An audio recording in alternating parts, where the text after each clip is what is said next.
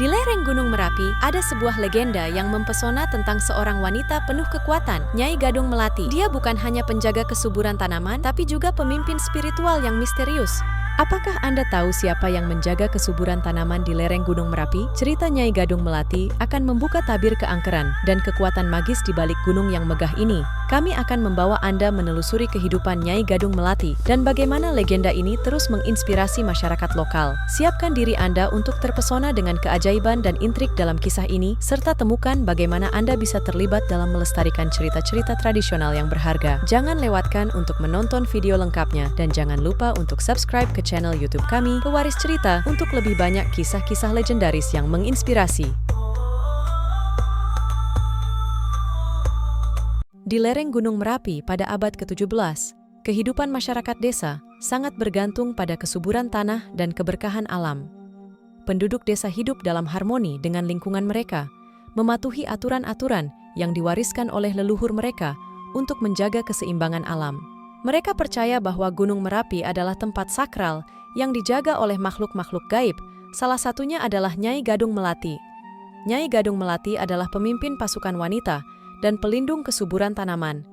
Dia dikenal bijaksana dan penuh kasih, selalu siap membantu penduduk desa menjaga tanaman mereka tetap subur dan sehat. Putrinya, Nini Kelabang Retno, adalah gadis muda yang ceria dan selalu mendukung tugas-tugas ibunya.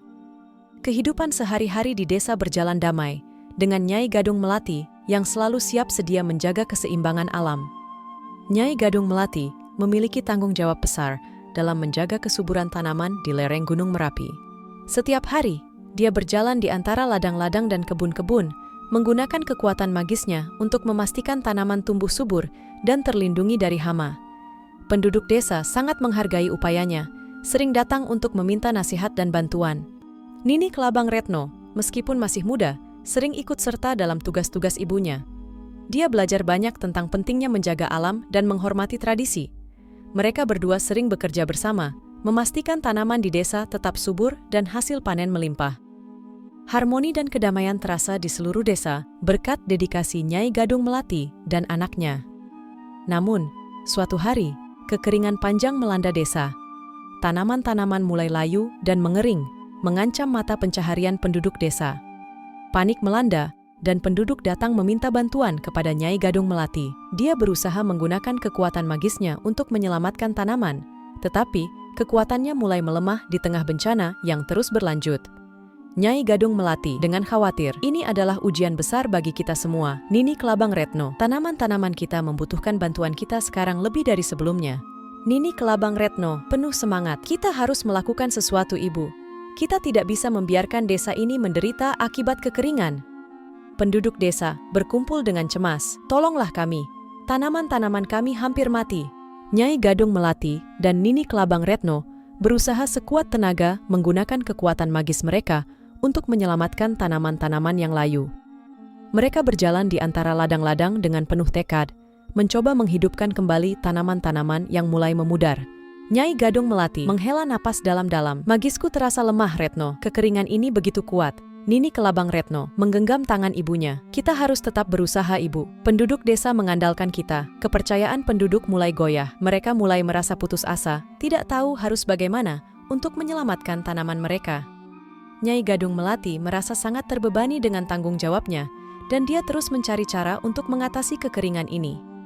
Nini Kelabang Retno tetap di sampingnya, memberikan dukungan dan semangat. Dalam keadaan putus asa, seorang tetua desa bernama Ki Ageng Sukuh datang menawarkan bantuan. Dia memiliki pengetahuan khusus tentang cara mengatasi kekeringan yang parah. Namun, dia mengajukan syarat yang berat. Nini Kelabang Retno harus menikah dengannya jika dia berhasil menyelamatkan desa dari kekeringan. Ki Ageng Sukuh dengan penuh keyakinan, "Saya bisa membantu, Nyai Gadung Melati. Tapi saya membutuhkan sesuatu sebagai balasannya." Nyai Gadung Melati dengan ragu, "Apa yang Anda minta, Ki Ageng Sukuh?" Ki Ageng Sukuh mengarahkan pandangannya pada Nini Kelabang Retno. "Saya ingin menikahi Nini Kelabang Retno jika saya berhasil." Nini Kelabang Retno terkejut, "Ibu, saya tidak yakin ini tepat." Nyai Gadung Melati berpikir sejenak. "Ini adalah keputusan sulit, tetapi jika itu yang diperlukan untuk menyelamatkan desa kita."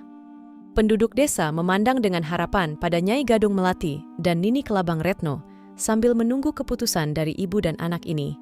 Mereka tahu pentingnya bantuan Ki Ageng Sukuh dalam situasi ini, meskipun syaratnya begitu berat. Nini Kelabang Retno memandang Ki Ageng Sukuh dengan tegas. "Baiklah, saya akan melakukannya jika Anda bisa menyelamatkan tanaman kami." Nyai Gadung Melati merasa sangat tertekan dengan syarat ini, tetapi demi menyelamatkan tanaman dan penduduk desa, dia akhirnya setuju. Ki Ageng Sukuh mulai bekerja dengan tekun, menggunakan ilmunya untuk menciptakan aliran air yang menghidupkan kembali pekarangan Nini Kelabang Retno. Harapan mulai kembali ke desa, dan penduduk mulai merasa lega. Namun, setelah tugas selesai dan pekarangan Nini Kelabang Retno menjadi indah kembali, Nyai Gadung Melati tidak bisa memenuhi janjinya. Dia merasa tidak bisa menikahkan putrinya dengan Ki Ageng Sukuh yang sudah tua dan tidak sesuai dengan harapannya. Ki Ageng Sukuh merasa dihina dan sangat marah. Dalam kemarahannya, dia mengutuk Nyai Gadung Melati menjadi patung, sehingga dia tidak lagi bisa melindungi tanaman secara langsung. Kutukan ini membuat Nyai Gadung Melati terjebak dalam bentuk patung, tidak bisa bergerak atau berbicara. Penduduk desa merasa kehilangan dan bingung tanpa bimbingan langsung darinya. Mereka mulai menyadari betapa besar peran Nyai Gadung Melati dalam menjaga kesejahteraan mereka. Ketika penduduk desa berusaha menyesuaikan diri dengan kehilangan Nyai Gadung Melati, erupsi besar Gunung Merapi terjadi. Kekacauan melanda desa, dan penduduk panik, tidak tahu harus berbuat apa tanpa bimbingan Nyai Gadung Melati. Tanaman dan ternak terancam, dan kehidupan mereka dalam bahaya. Kartadimeja, seorang tokoh yang merawat ternak keraton dan dikenal bijaksana, muncul untuk memberikan petunjuk. Dia mengingatkan penduduk tentang tanda-tanda yang diberikan oleh roh Nyai Gadung Melati melalui mimpi.